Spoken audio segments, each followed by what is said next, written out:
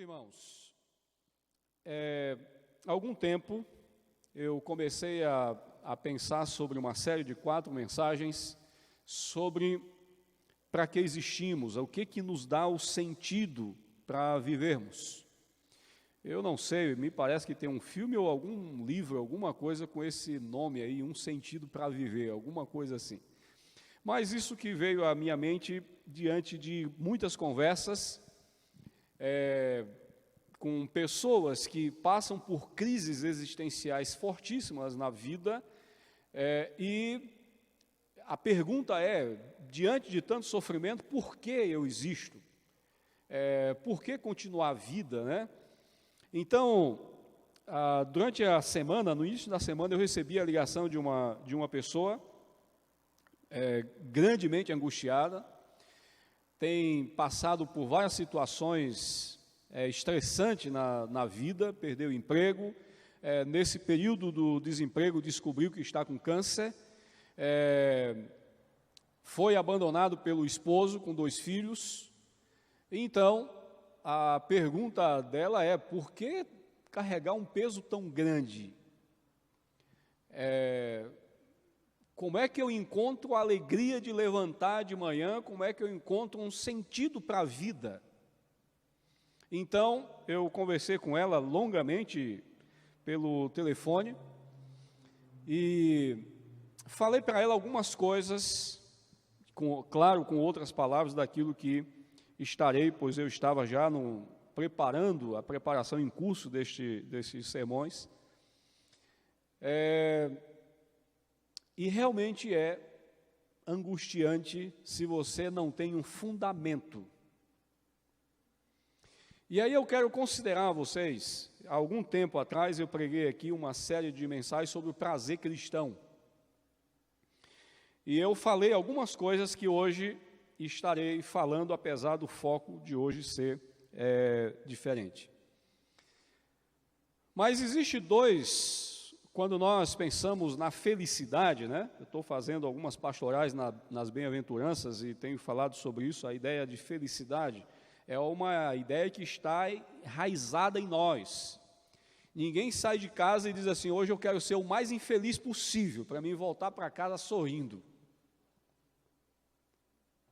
A não ser que essa pessoa tenha um distúrbio psicológico, né, emocional, mas do contrário, nós queremos cada dia fazer com que este dia nos dê sensação, pelo menos, que nós desfrutamos de uma razoabilidade de bem-estar psicológico, emocional, espiritual, social, físico. Então, a razoabilidade racional coloca sobre nós essa natureza de vivermos em busca desta percepção de vida boa. Eu quero viver bem. E na história isso foi traduzido por felicidade. Eu quero ser feliz. E aí há uns dias atrás eu falei que o Antigo Testamento, o sentido de felicidade está em desfrutar do shalom, da paz de Deus, que é a ideia de descobrir um profundo contentamento espiritual. Eu estou contente. Por estar contente, eu desfruto de algo interior, algo que não é circunstancial. E como é que o judeu entendia que era a melhor maneira de fazer isso? Deus havia lhes dado um compêndio, né, uma relação de leis. Leis que tratavam da vida civil e leis que tratavam desse relacionamento com o seu Deus. Então, para o judeu, desfrutar do shalom era estar de acordo com a lei de Deus. Isso era lhe dar o desfrute do shalom, da paz. Já durante a história do pensamento, muitas foram as hipóteses para a felicidade. Mas Agostinho começou a desenhar para nós aquilo que está de acordo com o Antigo Testamento. Felicidade é nós querermos profundamente conhecer a Deus. É sermos incansáveis nessa busca de conhecermos a Deus. Nascemos para Ele, portanto, encontraremos paz somente quando com Ele nos encontrarmos, porque para Ele fomos criados. E aí então um pensador russo chamado Dostoiévski disse então que o homem tem um vazio que é do tamanho de Deus, que somente será preenchido quando encontrar-se com Deus, fazendo uma paráfrase de Santo Agostinho. Isso que eu disse para essa senhora no início dessa semana. O sofrimento é uma realidade que adentrou a história desde que o pecado tornou-se algo real na existência humana. A doença pode trazer sofrimento. As angústias emocionais, psicológicas, podem trazer sofrimento. A estrutura familiar que eu sou criado, as expectativas que foram criadas, e eu então estabeleço alvos adiante, e esses alvos não se concretizam, tudo isso pode me trazer sofrimento de algum. A natureza desse sofrimento é que vai distinguir. Um teólogo, pastor e filósofo americano do século XVIII, chamado Jonathan Edwards, escreveu um livro onde ele defende pela razão somente e pelas Sagradas Escrituras qual é o fim para o qual Deus criou o mundo. E eu quero usar algumas das suas teses para introduzir o nosso assunto. Jonathan Edwards é considerado o maior filósofo da história americana. E foi um pastor, fundador da Universidade de Princeton. E, enquanto pastoreava, escrevia. Foi pastor entre os índios, foi pastor entre os americanos brancos. E, enquanto pastoreava, tem um ex-professor, pastor Marcos Henrique, ele fez uma pesquisa de mestrado em Jonathan Edwards, e ele diz que Jonathan Edwards lia 11 horas por dia, estudava, né? Então, dormia pouco, né? Porque pastoreava, e dizem que era um excelente pastor, tem mais de 5.000 sermões, e estudava 11 horas, mas para ele estudo e oração estavam sempre juntos. Então, isso está contabilizado, né? Então, ele escreveu esse livro para responder ao pensamento da sua época. Qual é o fim para o qual Deus criou o mundo? O fim para o qual Deus criou o mundo foi uma resposta ao pensamento vigente de um Criador separado da criação, de uma natureza com funcionamento perfeito e interligado, mas à par do seu agricultor. Ou seja, esse Deus que não estava ligado a essa criação, ele não tinha uma necessidade criadora, era autossuficiente, absolutamente completo. Ele então, por razões apenas suas, resolve criar. Jonathan Edwards propõe que a finalidade última de Deus ao criar o mundo foi demonstrar às suas criaturas a beleza de sua perfeição e deleitar-se nela. Deleitar-se nessa perfeição. Com esse propósito claro, Edwards diz que em vez dos humanos olharem primeiro para os interesses humanos, eles devem olhar para os interesses de Deus, conforme Romanos 1, 22 ao 25, onde diz que os homens adoraram mais a criatura do que o seu Criador. E aí eu iniciei um pensamento que acabei não concluindo, a ideia de que, na minha percepção, existe dois motivos para os quais nós podemos dizer assim, esse é um sentido para a vida.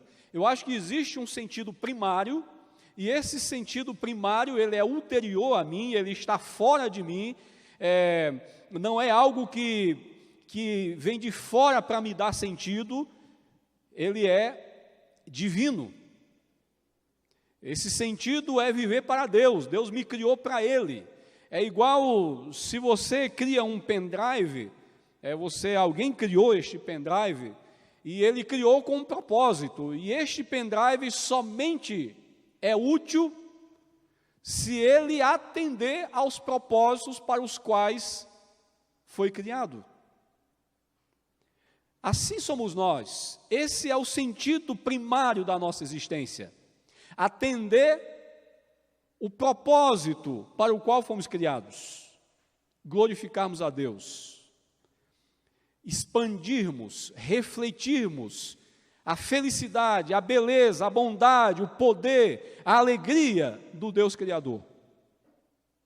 Mas há uma segunda, na minha percepção, que são os sentidos que nos fazem mais ou menos alegres em termos existenciais. Por exemplo, alguém casou-se, esperava muito o casamento. Que maravilha, né? Me casei. Eu me casei no final de 96, e o ano de 96 foi um ano muito longo. A minha esposa estava em São Luís do Maranhão, estudando, e eu aqui em Autônia, no norte do Paraná. E eu esperava que aquele ano passasse logo para finalmente casar, e quando eu fizesse a viagem de volta, eu vim junto, né? Naquela época, passar de avião era muito caro, então nós íamos de ônibus, melhor ainda, né? Vinha uma viagem longa, juntinhos, né? Que maravilha! Mas que ano que demorou passar, viu? 96. Parece que o ano não acabava, né? Então isso, finalmente, no dia em que eu casei, e eu lembro como se fosse hoje, a liberdade de entrar no quarto e ajudar a minha esposa a tirar o vestido de noiva, aquilo ali era um negócio, puxa, rapaz, ganhei liberdade, hein? Então isso me trouxe uma série de sentimentos agradáveis, felicidades. Então, este é um sentido secundário da vida, que para mim me sentir seguro, para mim me sentir passar pelos abalos da vida, não é suficiente. Os abalos da vida precisa encontrar um alicerce muito mais firme e profundo do que simplesmente as experiências de felicidade e alegria circunstanciais. Por mais que essa circunstância dure muitos anos, a minha já está durando, vai no ano que vem fazer 25. Mas ainda assim é circunstancial, porque eu posso morrer primeiro do que a minha esposa pode morrer primeiro do que eu, e aí então, aquilo que nos trouxe tanto alegria, então, esse sentido de felicidade, ele é interrompido. Continuando nesse raciocínio, a tese de Jonathan Edwards, portanto, é que o próprio Deus é a razão última para o qual foi criado e que a felicidade humana é decorrente dessa última a ser cumprida, essa última razão a ser cumprida, entendida e referenciada. Exatamente isso que eu quero atentar com os irmãos hoje, que é o nosso grande problema, é que nós nos contentamos com tão pouco. Deus nos criou para um nível de felicidade tão extraordinário. Refletir a Ele mesmo, que quando uma vida de santidade, uma vida de servidão a Deus fosse vista, seria impossível não ver a presença de Deus nesta vida. Deus é tão feliz, tão alegre, que Ele criou pessoas, criou o mundo, que expressasse essa sua felicidade. Então sabemos que o pecado entrou no mundo, e aí então agora, essa redenção em curso tem a tarefa de restaurar esta visão bonita, agradabilíssima da glória de Deus em nós. Amém? Jonathan Edwards diz que o prazer que o completa não é o que ele recebe, o prazer que completa a Deus não é o que ele recebe de suas criaturas que o glorificam, mas o prazer de comunicar a eles a própria glória. O prazer de Deus está em nos ter feito a sua imagem conforme a sua semelhança. E agora, esta alegria, esta bondade, este poder pode ser compartilhado entre a criação. Uma parte dessa plenitude divina comunicada é o conhecimento divino. Esse conhecimento comunicado que se deve supor pertence ao fim derradeiro de Deus na criação do mundo. É o conhecimento que dele tem a criatura, pois é o fim de todos os outros conhecimentos. E até mesmo a faculdade do entendimento seria inútil sem ele. O fim último de conhecermos é conhecermos a Deus. O fim último de conhecermos é conhecermos a Deus. Podemos ter o conhecimento da botânica e conhecer minuciosamente o desenvolvimento da planta, o mistério das águas, a biologia. No entanto, tudo isso deve contribuir para uma coisa. Quem está por trás disso é extremamente poderoso, criativo. Isso deve apontar para conhecermos a Deus. Este é o fim último de conhecermos.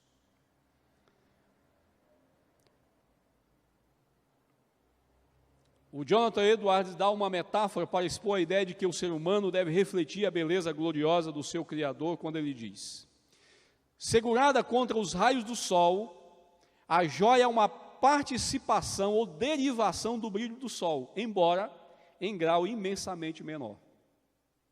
Você já viu pegar um cristal, por exemplo, na direção do sol, e como aquilo ali expande, né? Como se criasse os raios, é como se aquilo ali participasse da própria natureza do sol, mas ela apenas reflete. Assim deve ser nós, irmãos. Deus nos criou com esse propósito, refletirmos a gloriosa beleza do nosso Senhor. Quero convidá-los a lermos alguns textos das Escrituras, começando por Gênesis capítulo 1, versículo 10.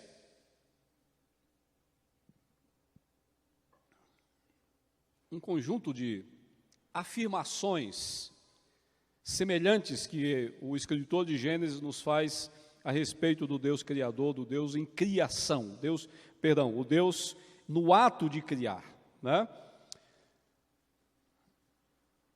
Versículo 10 do capítulo 1 diz: a parte seca Deus chamou terra e chamou mares ao conjunto das águas, e Deus viu que ficou bom. Essa palavra bom aqui que nós vamos repetir algumas vezes, ou vamos ler a repetição dela no texto. Depois, o versículo 12. Versículo 12 diz: a terra fez brotar vegetação, plantas que dão semente de acordo com as suas espécies, e árvores cujos frutos produzem sementes de acordo com as suas espécies. E Deus viu que ficou bom. Versículo 18. Deus fez os dois grandes luminares, o maior para governar o dia e o menor para governar a noite, fez também as estrelas, e Deus os colocou no firmamento do céu para iluminar a terra, governar o dia e a noite, e separar a luz das trevas. E Deus viu que ficou bom. O versículo 16 a 18 diz assim: Assim Deus criou os grandes animais aquáticos e os demais seres vivos, 21, versículo 21. Assim Deus criou os grandes animais aquáticos e os demais seres vivos que povoam as águas de acordo com as suas espécies e todas as aves de acordo com as suas espécies. E Deus viu que ficou bom. Agora o versículo 31.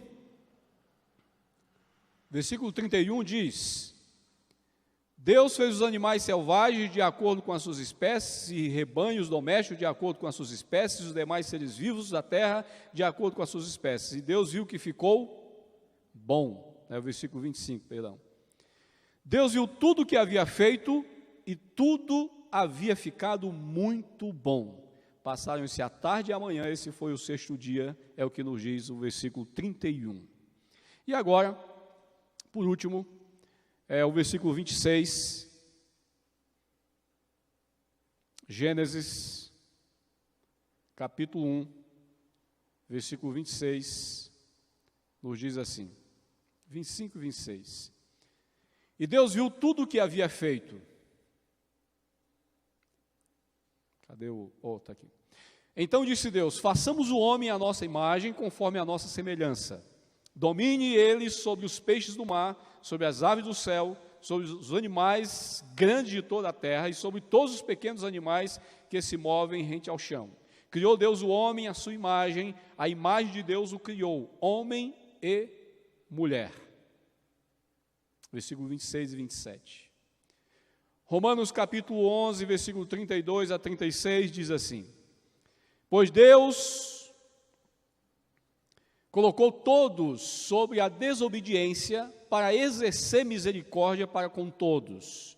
Essa é o final da narrativa, do texto que Paulo está construindo sobre judeus e gentios, sobre o enxerto dos gentios na videira, e aí então ele finaliza com esse versículo aqui, do versículo 31, e depois então começa aquele cântico de Romanos, capítulo 11, 32 a 36. Então, pois Deus colocou todos sob a desobediência para exercer misericórdia para com todos. Então, ele está finalizando aquela discussão com judeus e gentios para dizer que tudo é objeto da graça misericordiosa de Deus manifestada para salvar tanto os gentios como os judeus. E aí o cântico diz: ó profundidade da riqueza, da sabedoria e do conhecimento de Deus. Como insondáveis são os seus juízos, inescrutáveis os seus caminhos. Quem conheceu a mente do Senhor, ou quem foi seu conselheiro? Quem primeiro lhe deu para que ele o recompense? Pois dele, e por ele, e para ele são todas as coisas. A ele seja a glória para sempre. Amém. Por último, Provérbios 16, 4, que diz... hoje não vou tratar de todo esse versículo, mas apenas a primeira parte, mas em outra oportunidade nós conversamos sobre a segunda parte. O Senhor faz tudo com um propósito, até os ímpios para o dia do castigo. Muito bem, meus irmãos, lendo esses textos, então, quero fazer algumas considerações com vocês, então, diferente do que normalmente a gente faz, pega um texto e faz exposição desse texto. Hoje eu peguei alguns desses textos e vamos tratar 3 princípios interessantes sobre o fato de Deus ter criado você para o seu louvor e para a sua glória.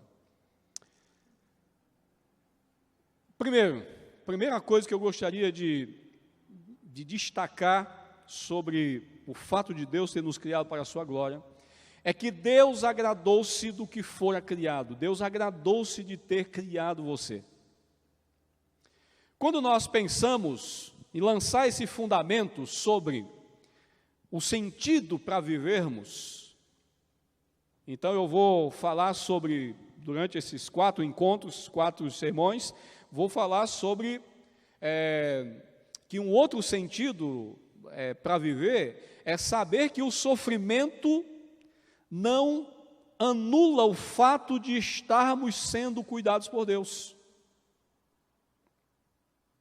O sofrimento não anula o fato de que Deus está presente. Não quer dizer que o fato de Deus estar presente, o sofrimento deve ser aniquilado. Mas não estaremos no sofrimento sozinhos. Mas isso depende desse fundamento. Por isso que o primeiro fundamento de um sentido para vivermos é descobrirmos que Deus nos criou para Ele. Deus nos criou para Ele. Esse é o fundamento, esta é a base. Por isso que lá no último sermão, eu vou falar sobre o reino de Deus. Nós já começamos a viver a realidade do reino de Deus, mas ainda não plenamente. E aí sim, quando Ele se manifestar, e aí a Bíblia diz que lá não haverá mais choro, porque Ele enxugará dos nossos olhos toda a lágrima. Louvado seja Deus por isso. Deus agradou-se do que fora criado. E a expressão é, e eis que ficou muito bom.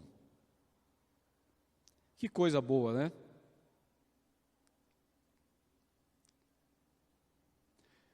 Quando eu era criança, nós éramos crianças, apesar dos meus pais serem comerciantes, mas para a nossa realidade, quando a gente pensa em brinquedos, não sobrava dinheiro para você comprar carrinho na cidade, né? O que a gente ganhava dos meus pais eram bolas, mas no início a gente fazia muito bola de meia, né? Aquele negócio, você enche a bola de uns negócios, dá algumas voltas nelas e tal, e a bola, né? Quando matava boi, você usava a bexiga, o negócio ali para fazer as bolas, né? E como nós morávamos na beira de um rio, nós fazíamos lanchas. Tem uma planta que ela parece um isopor, é chamado aninga. Então ela é bem leve, então é fácil de você cortar. Então a gente cortava a ponta, fazia o bico da lancha, dava um cortezinho assim, cavava dentro e fazia o acabamento final e colocava um leme. E aquilo era uma brincadeira extraordinária. E muitas vezes eu lembro quando a gente começava a fazer aquilo, o bico ficava torto, né? Mas quando a gente fazia um bem feito, a gente ficava querendo mostrar, nós éramos em vários irmãos, né? Ficava mostrando um para o outro. Olha o meu barco. Alegres, porque você fez bem feito. Existem dois aspectos neste admirar-se de Deus para o que Ele criou. O primeiro aspecto, essa palavra admiração, não é que Deus não esperava que ficasse bom. Não. É admiração no sentido de regozijo. No sentido de participar daquilo que fora criado. Então, por isso essa expressão, e eis que ficou bom.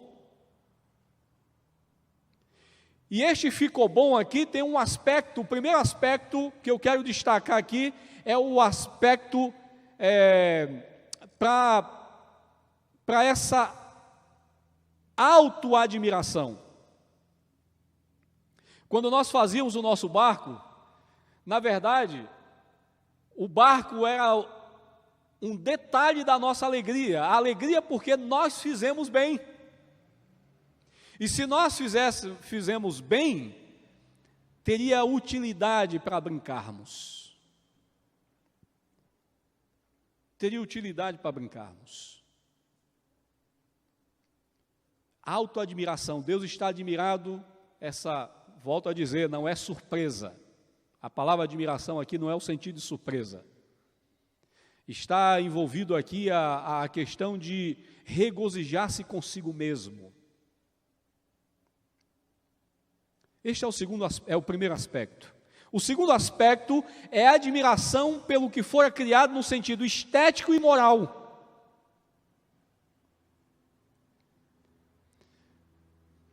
O que nós olhamos antes da criação do homem é uma diversidade que Deus cria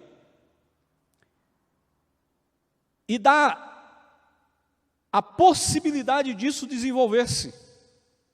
Pois o texto diz que veio o sol, a lua, e então você cria a estação, e logo em seguida essa possibilidade de desenvolvimento dos animais, desenvolvimento das plantas. Que coisa extraordinária. Então, esteticamente, a admiração aponta para isso. É bonito esteticamente, fisicamente. É bonito. Eu não sei quem gosta, mas eu sou capaz de passar até 1 hora na frente da televisão assistindo aqueles programas da África, onde mostra os animais, e mesmo que seja um animal maior comendo o menor e tal, né, aquele jacaré esperando a travessia dos animais, é uma beleza extraordinária aquilo ali. E quando começa o período da chuva, a migração, né, aquela coisa colorida, tantos animais, tantas espécies, que coisa extraordinária. Deus está alegrando-se com essa diversidade criada, apesar que este primeiro aspecto, o aspecto da estética, esta criação, que é fruto da admiração de Deus pela estética, ela não responde moralmente para adorar a Deus. A resposta dessa criação que Deus está admirado pela estética, ela responde por estímulos naturais para louvar a Deus. O salmista diz, né, que as plantas, o sol, toda a criação que não é criação moral, ela tem estímulos naturais para louvar a Deus. O pássaro canta, está adorando a Deus, mas isso não possui uma moralidade, uma intencionalidade de dizer, não, eu tenho que cantar porque eu fui criado para isso, para o meu Criador. Esse é um estímulo natural. É bonito esteticamente, a sua adoração é recebida, porque para isso também Deus o criou, mas é diferente da beleza moral com a qual Deus tem a admiração. E ficou muito bom. Meus irmãos, por mais que essa nossa beleza moral também nos coloca em muitos apuros, pois é por causa dessa moralidade que matamos, é por causa dessa moralidade que roubamos, é por causa dessa moralidade que exercemos o racismo, como está no tema agora, nesses dias, né? É por essa moralidade que fazemos, que transformamos essa beleza que Deus criou em algo tão feio, muitas vezes, mas é por essa moralidade também que nós erguemos a nossa voz, erguemos as nossas mãos e dizemos, louvado seja Deus. É por causa dessa moralidade que somos capazes de ler alguma coisa como Romanos capítulo 11, versículo 32 a 36. Ó profundidade da riqueza e da sabedoria. Por isso Deus está admirado, e eis que ficou muito bom. Quando ele olha para tanta riqueza moral naquilo que ele criou.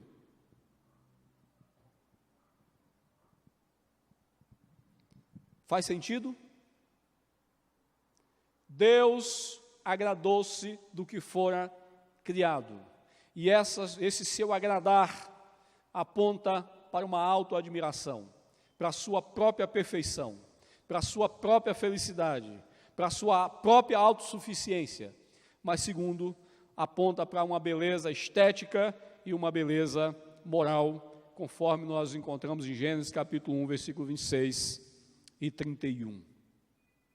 Segundo, A criação visa o fim último, que é o próprio Deus. Romanos 11, 32 a 36, quero ler novamente com vocês. Ó profundidade da riqueza, da sabedoria e do conhecimento de Deus. Quão insondáveis são os seus juízos, e inescrutáveis os seus caminhos. Quem conheceu a mente do Senhor? Ou quem foi seu conselheiro? Quem primeiro lhe deu para que ele o recompense? Pois dele, por ele e para ele são todas as coisas, a ele seja a glória para sempre. Amém. Queridos, a criação visa o fim último, que é o próprio Deus. Tudo é para Ele. Tudo é para Ele. E aí, inclusive, nesse livro do Jonathan Edwards, ele levanta algumas objeções à sua defesa, e uma delas é que alguém poderia dizer: isso aponta para um Deus egoísta. O egoísmo, queridos, o egoísmo é alguma coisa interessante. O egoísmo só é egoísmo quando se tem alguém igual a mim para compartilhar, né? Então, o Laudo e eu estamos aqui só nós dois, e tem apenas um copinho de água e uma coxa de galinha. Nós temos dito, né, que a fome é alguma coisa que é capaz de mais mexer com o que o ser humano é capaz de fazer, de produzir, né? Então, se eu digo, é meu, e impossibilito o Laudo de ter acesso à água e àquela coxa de frango, é egoísmo. Se o Laudo diz, é meu, me impossibilitando é egoísmo.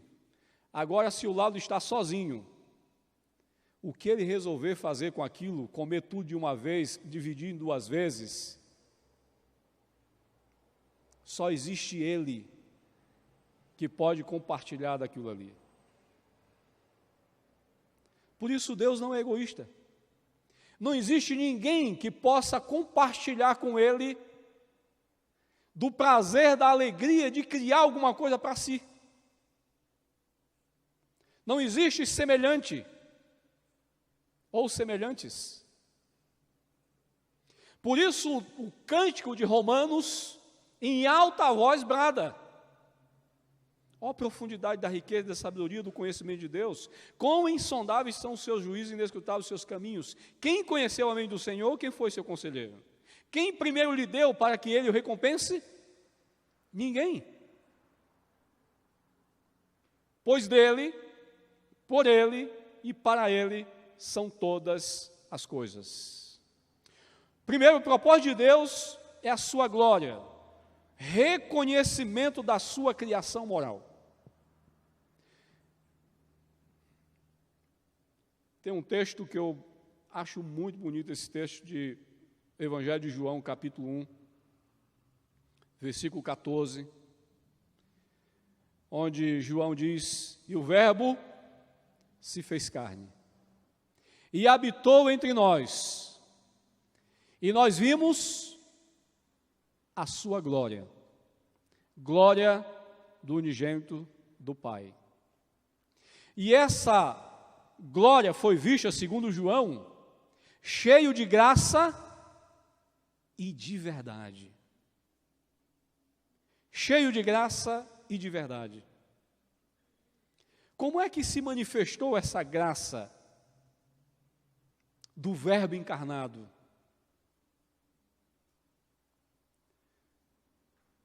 Essa glória vista, ela era perceptível quando o Verbo encarnado dizia: levanta, toma o teu leito e anda. Cadê os teus acusadores? Nem tampouco eu te acusarei. Levanta, vais e não peques mais. A glória de Deus foi visto neste Deus que se tornou homem, compartilhando da sua glória, em aproximar-se da sua criação e trazê-la para louvá-lo. O propósito de Deus é a sua glória, o reconhecimento da sua criação moral. O reconhecimento de Deus é que nós, este é uma consequência extraordinária da conversão, irmãos. Por isso que nós devemos anelar, desejar que a criação de Deus o reconheça, se volte para Ele, porque outrora, quando nós não éramos da luz, como diz Paulo aos Efésios, na carta aos Efésios, capítulo 2, outrora, nós vivíamos da mesma maneira, distantes, mas ele diz que Deus nos amou, e no que nos amou, deu seu Filho por nós. Então, quando esta criação de Deus reconhece o senhorio de Jesus, então ela cumpre o seu objetivo, o seu propósito. Moralmente, ela responde ao seu Criador. Sim, tu és digno, como diz aqueles anciãos ao Cordeiro de Apocalipse. Tu és digno de abrir o selo. Foi para isto que morreste e ressuscitaste. A criação de Deus, a criação moral de Deus encontra o seu propósito agora, de uma vez que nós estamos distantes de Deus por causa do pecado, mas quando a luz de Cristo ilumina a nossa mente e nós conhecemos e nós cumprimos o verdadeiro propósito do conhecimento, que é enxergar a graça de Deus, então, como criação moral, nós cumprimos o nosso propósito. Sim, Deus, como nós cantamos aqui, é o meu primeiro pensamento. Deus é o fundamento da minha vida. Deus é o meu bem-querer, é o meu maior querer. Porque então, novamente, agora os meus olhos abriram e eu descubro para o que eu fui criado, qual o propósito da minha existência, qual o sentido do meu viver. É iluminar, é irradiar a glória de Deus na sua criação. Louvado seja Deus. Quando Deus é glorificado, a sua criação é beneficiada, pois esta caminha para atender o seu propósito. Meus irmãos, lá no livro de Gênesis, o texto nos diz que o pecado foi adentrando na história humana e uma metáfora, ou melhor, uma ilustração que o escritor de Gênesis nos diz é que casavam-se e davam-se em casamento. Claramente a ideia de que esqueceram do Criador. Este relato está a 6 capítulos do início da narrativa de Gênesis. E o autor está querendo dizer, olha como à medida que o pecado entrou no mundo, como é avassaladora, como é rápida esse distanciamento do Deus Criador, como é que essas pessoas esquecem rapidamente para o que foi criado de maneira bonita, e se tornam tão selvagens moralmente. Mas então, temos toda a narrativa sobre Noé. No final da narrativa, nós temos uma aliança de Deus com a descendência de Noé. E logo em seguida, no final do capítulo 11, iniciando o capítulo 12, nós temos uma promessa de Deus com Abraão. E ele diz para Abraão, em ti serão benditas todas as famílias da terra. Eu te darei uma terra, te darei um descanso, te darei um descendente.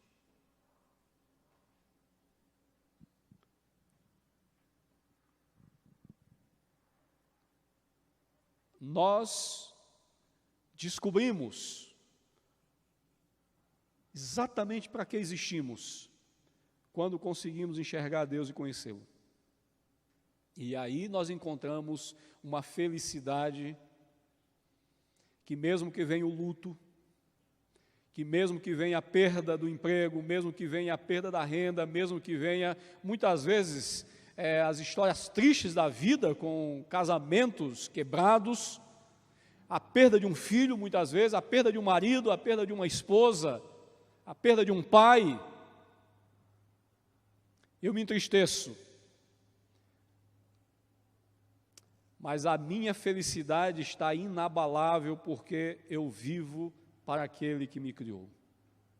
Eu descobri para o que eu fui criado. Amém, queridos? Por último, o sentido para viver se encontra com a descoberta que a minha existência, a minha vida concreta, está de acordo com o fim para o qual Deus me criou. E aí então, Provérbios capítulo 16, versículo 4, diz que o Senhor fez tudo com um propósito. Tudo com um propósito. Queridos, esta é a questão importante que eu quero que você entenda. Deus alegrou-se em si mesmo quando te criou e disse que era muito bom ter criado você. Isto não é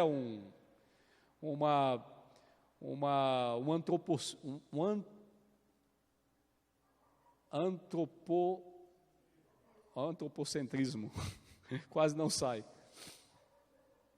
Isto não é autoajuda. Isto é para dizer que Deus disse que quando criou você, Ele viu, e Ele disse, ficou muito bom. Mas Ele disse que ficou muito bom porque Ele te via no propósito que Ele criou. Por isso que era muito bom. Porque Ele te via no propósito da sua criação. Por isso que dizemos que o sentido para viver se encontra com a descoberta, quando nós descobrimos que a minha existência, a minha vida concreta, está de acordo com o fim para o qual Deus criou o mundo. Sabe o que acontece, irmãos? Nós tivemos a nossa mente misturada algumas coisas aqui, e nós acabamos nos alegrando muito mais pelo sentido secundário da nossa existência. Nos alegramos muito mais quando compramos um carro do que com a notícia que fomos perdoados. Nos alegrando muito mais quando adquirimos a casa própria do que com a segurança de uma identidade de filhos de Deus. Nos alegramos muito mais com a viagem dos sonhos do que com a descoberta que agora sim a minha vida tem um sentido real e concreto. Nos alegramos com os confeites da vida. Comprei uma geladeira, então isso alegra mais o meu coração do que ter visto no domingo que uma pessoa arrependeu-se e agora é filho de Deus. Troquei de celular e aquele brinquedo novo vai ganhar a minha atenção e a minha alegria muito mais do que com as descobertas bíblicas de que Deus está sempre disposto a começar de novo comigo, porque Ele quer que eu cumpra o propósito para o qual Ele me criou. E aí, por isso que nós vivemos uma vida tão inconstante, um dia feliz, um dia infeliz, um dia com vontade de viver e um dia com vontade de morrer. Porque nós estamos seguros nos galhos da existência absolutamente etérea, de uma existência absolutamente pueril, de uma existência baseada extremamente em coisas perecíveis. E aí então, enquanto isso perdurar na nossa vida, nós viveremos dependendo dos confeites que caem e adoçam a minha boca por um pouco tempo.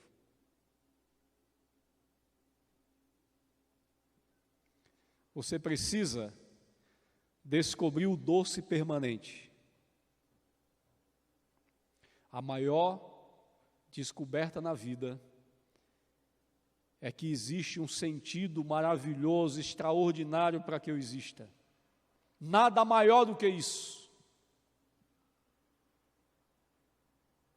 Deus me criou e disse que foi muito bom ter me criado. Louvado seja Deus. Glória a Deus por isso. Que coisa boa. Deus me criou e disse, olha, ficou muito bom, viu, Roberto? Isso mesmo. Deus criou a Sueli e diz, olha, ficou bom, viu? Criou a Bia. Bia, gostei do que eu fiz. Que coisa extraordinária. É por isso que vivemos, irmãos. Nós não estamos dependentes de Deus dizer todos os dias, visivelmente ou audivelmente para nós, Ele já deixou na sua palavra, Ele diz, olha, quando eu te criei, sabe o que eu disse? É muito bom. É muito bom.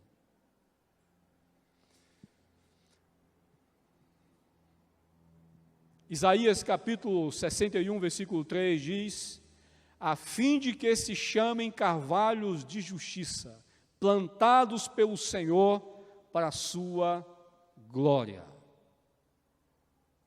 Para a sua glória.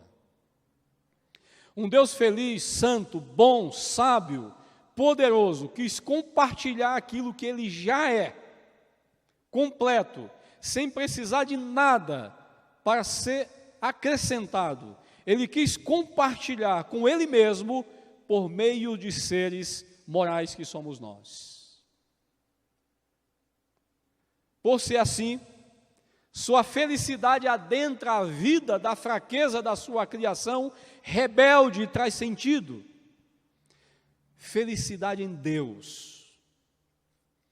Não é errado, queridos, dizermos que queremos ser felizes. A questão é onde está o que me faz feliz. Eu busquei na internet e coloquei assim, a base da felicidade. Rapaz, é um monte de texto só assim, ó. Você nasceu para ser feliz. A resposta está em você, exatamente. A felicidade está em você e assim por diante. É impressionante. É porque é exatamente isso que nós buscamos. A felicidade, essa felicidade das migalhas.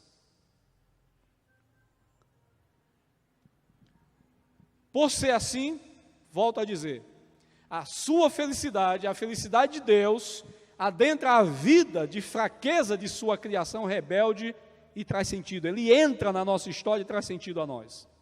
Ele traz felicidade em Deus. Por ser santo, adentra a sua criação moral caída e lhe visita na mais degradante realidade moral e lhe santifica. Pensa isso comigo. Por Deus ser santo, Ele adentra a sua criação moral, Ele adentra a nossa vida, caída, lhe visita na mais degradante realidade moral e lhe santifica, porque Ele é um Deus santo. E no propósito que Ele nos criou, nós só podemos refletir a sua beleza se também formos santos. Ainda, por ser Ele bom,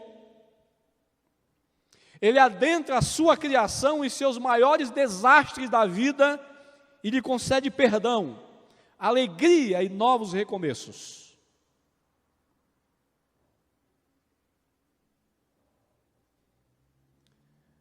Esta senhora que ligou para mim essa semana, ela não é daqui da região. Alguma pessoa que mora aqui no Boa Vista deu o telefone para ela mora em outro estado, e ela queria que eu declarasse a vitória sobre a vida dela. Na verdade, era esse o final. Que ela tinha uma causa na justiça, tinha uma outras coisas lá, né? E queria que eu declarasse a vitória sobre a vida dela. E eu falei para ela, querida, primeiro eu não posso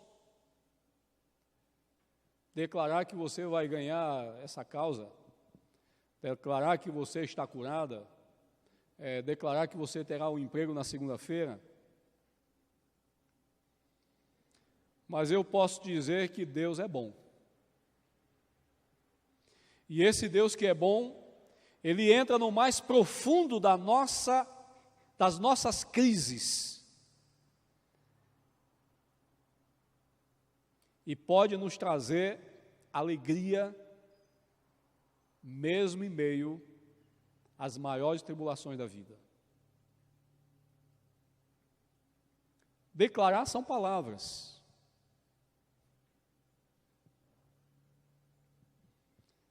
Mas se o Salvador, se Deus adentrar na sua existência triste, caída, Ele pode então trazer graça, alegria e novos recomeços. Muitas vezes não lhes tira do sofrimento, mas lhe enche de alegria por ganhar um sentido para viver para a glória de Deus, mesmo no sofrimento, como o apóstolo Paulo em 2 Coríntios capítulo 12, 7 a 9 a 10, ele diz: e para que não me exaltasse pela excelência das revelações, foi-me dado um espinho na carne, a saber, um mensageiro de Satanás, para me esbofetear, a fim de não me exaltar. Acerca do qual 3 vezes orei ao Senhor para que se desviasse de mim. E disse-me: a minha graça te basta, porque o meu poder se aperfeiçoa na fraqueza. De boa vontade, pois me gloriarei nas minhas fraquezas, para que em mim habite o poder de Cristo. Por isso sinto prazer nas fraquezas, nas injúrias, nas necessidades, nas perseguições, nas angústias por amor de Cristo, porque quando estou fraco, então sou forte. O apóstolo Paulo, ele entendeu, Deus não quer tirar de mim o espinho na carne, mas ele disse que mesmo com esse espinho na carne, eu terei graça, eu terei socorro. Amém? Isso é mais importante do que retirar o espinho da carne. Concordam? Por ser sábio, Deus nos coloca no lastro da história da salvação. Eu estava fazendo devocional esses dias agora em João capítulo 13, quando Jesus lava os pés dos discípulos. E Pedro diz o quê? De maneira nenhuma, Senhor, o Senhor lavará os meus pés. E aí então, Jesus diz para ele: o que faço agora não podes compreender, todavia o compreenderás mais tarde. Eu sei que isso muitas vezes serve de amparo para algumas profecias aí, né, muitas vezes sem sentido, mas eu quero dizer que esse Deus que é sábio nos coloca no lastro da história com os santos. Pessoas que viveram muitas vezes momentos terríveis da vida, mas viram o socorro de Deus. A sabedoria de Deus faz isso conosco. Por ser Ele poderoso, adentra as mais dramáticas histórias da vida, condenadas, e as resgata do inferno, da maldição, e lhes enche de esperança certa. Um exemplo disso que nós temos é a parábola do filho pródigo. Deus é poderoso, querido, para te resgatar da situação mais terrível da vida. Ele é poderoso para mudar histórias. Ele é poderoso para dar sentido a vidas que perderam sentido.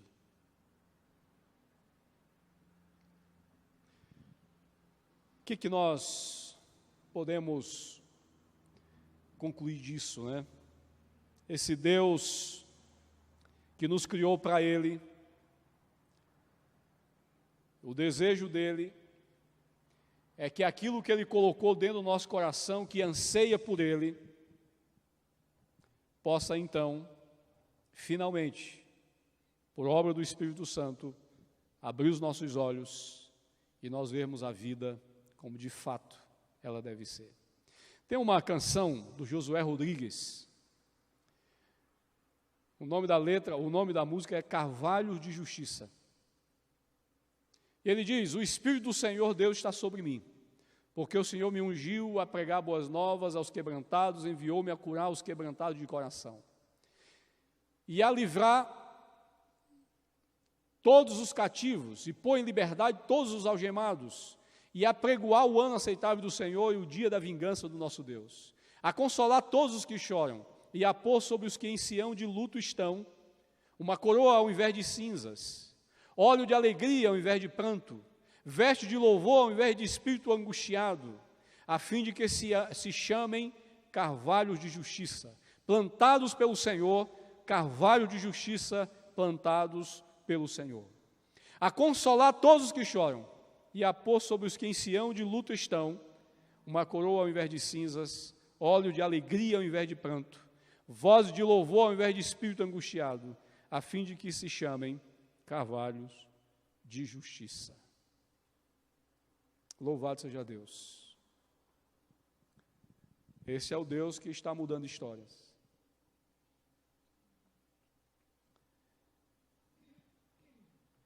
Quero concluir, então, com essas 3 perguntas de aplicação que nós vamos trabalhar depois dos nossos grupos pequenos, na quarta-feira e quinta.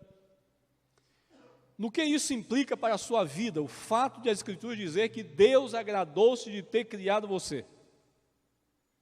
Faz sentido dizer que Deus te criou para Ele?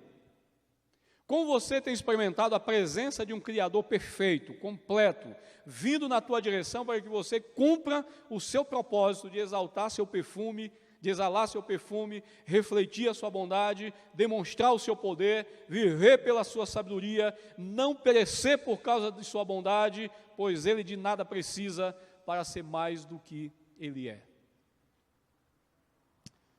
Quero finalizar então com uma citação de um reformador da Igreja Cristã, em um livro chamado Institutas da Religião Cristã, escrito por um teólogo no século XVI, chamado João Calvino. No capítulo 5 do seu primeiro volume, ele diz: além de tudo isso, visto que no conhecimento de Deus está posto a finalidade última da bem-aventurança, para que a ninguém fosse obstruído o acesso à felicidade, não só implantou Deus na mente humana essa semente da fé, ele chama religião, aí temos que pensar aí no contexto da época, e que nós temos e nos temos preferido, mas ainda de tal modo se revelou em toda a obra da criação do mundo. A cada dia nitidamente se manifesta que eles não podem abrir os olhos sem se verem forçados a contemplá-lo.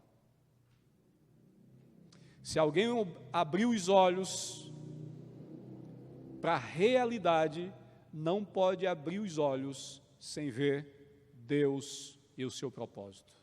Então, no ponto 3 deste capítulo, ele diz: por isso, alguns dentre os filósofos outrora designaram o homem, não sem razão, chamando de microcosmos, porquanto ele é raro exemplo do poder, da bondade, da sabedoria de Deus, em si contém bastante de milagres para ocupar-nos a mente, desde que não nos enfademos de dar-lhes atenção. Por esta razão, Paulo, onde advertiu em Atos capítulo 17, 27, que Deus pode ser conhecido até dos cegos que tateiam.